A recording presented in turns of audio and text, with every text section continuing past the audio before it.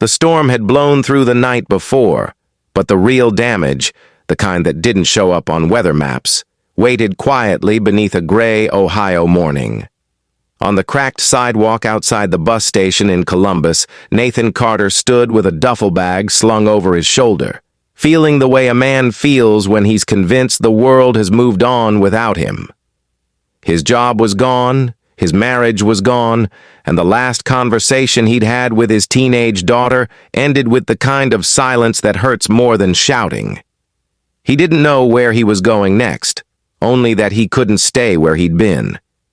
He was a man drifting in a world that no longer seemed to have a place for him.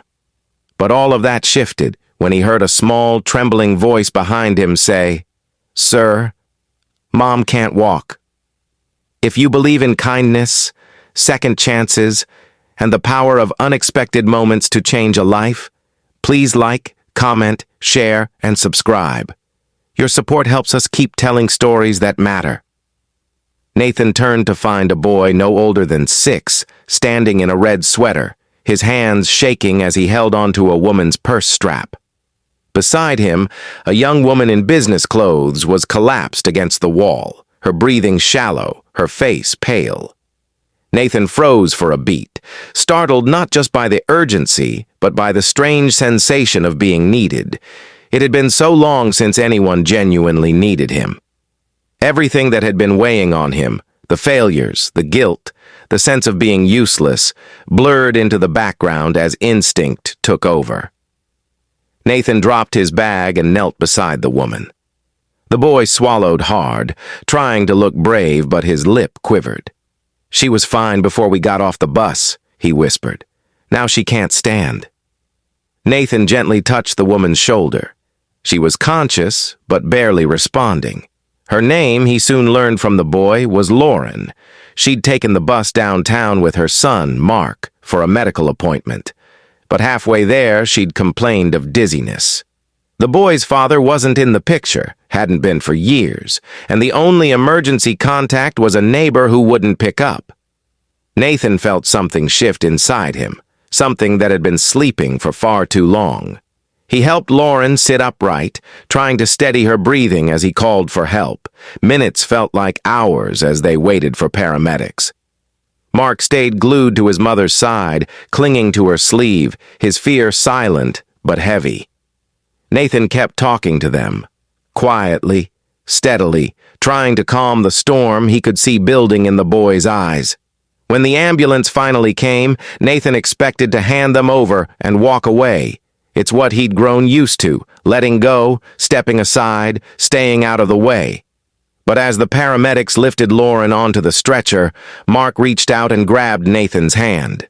"Don't leave," he said, his voice small and breaking at the edges. Nathan didn't know why the words hit him so hard, but they did, like someone pressing on a bruise he'd been hiding.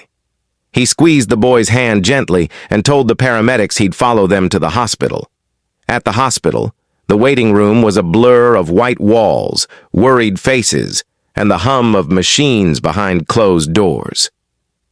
Nathan sat beside Mark, who finally let tears fall. He explained between sniffles that he and his mom had been struggling for months. She worked 2 jobs. Money was tight. She'd been skipping her own checkups so she could afford his. Nathan listened silently, feeling a deep ache grow in his chest, an ache familiar to anyone who has watched someone they love spread themselves too thin. Hours later, a doctor came out to speak with them.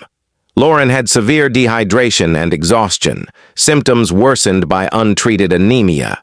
She'd pushed herself too far for too long. She needed rest, treatment, and someone to help her for at least a few days. Mark looked at Nathan as if the answer lay in him, as if he were the only adult in the room capable of steadying the world. Nathan felt unworthy of the child's trust, but he couldn't walk away. Not when Mark's eyes begged him the way his own daughters once had, years ago, before he'd let life pull him into the grind of work and failure and emotional distance. Nathan stayed with them. He picked up food. He talked to the doctors. He called the neighbor until she finally answered and promised to watch Mark later that night. But Mark didn't want to leave yet, not until he knew his mom would wake up again. When Lauren finally opened her eyes, the relief in the room felt like sunlight breaking through clouds. She saw Nathan first, then Mark curled beside him, asleep with his small hand still wrapped around Nathan's fingers. Her voice was weak, but sincere. "Thank you," she whispered. Nathan shook his head and told her he'd just been nearby. But Lauren's expression said she didn't believe that. Not for a second.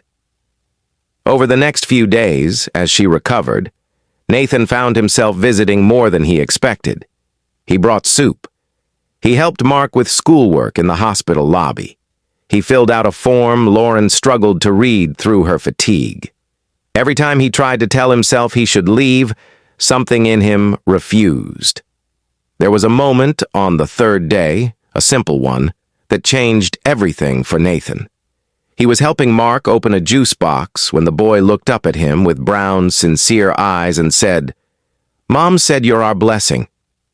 Nathan felt his throat tighten. Blessing was the last thing he felt like. But Mark continued, matter of fact and trusting.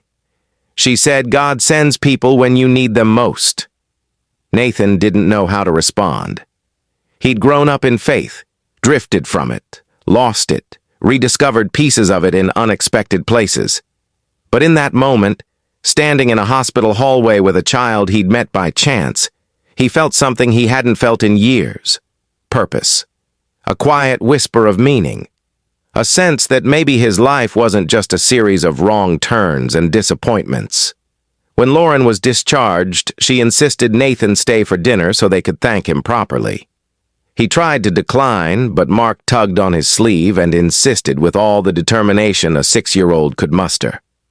So Nathan walked with them to their small rented duplex in a quiet neighborhood.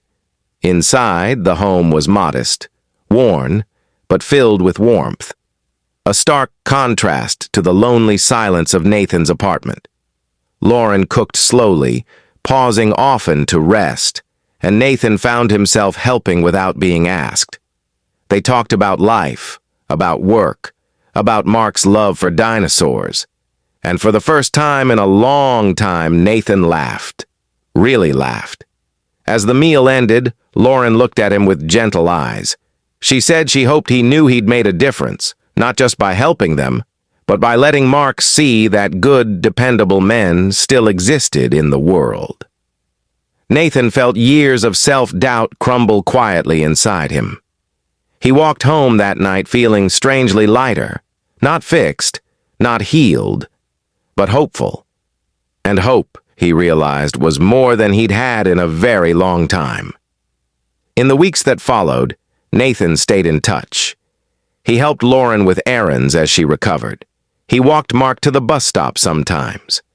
And slowly, a new thread wove itself into the fabric of Nathan's life. One stitched with connection, with gratitude, with second chances he never saw coming. He didn't replace Mark's father. He didn't need to. He simply became someone they could rely on, someone who showed up, someone who mattered. And through that, Nathan found a sense of worth he'd lost long ago. And one evening, months later, when Nathan received a message from his estranged daughter, just a simple, "Hey, can we talk?" he realized the boy had been right. God sends people when you need them most. If this story touched your heart, please like the video, share it, and subscribe. Your support helps bring more inspiring stories to life.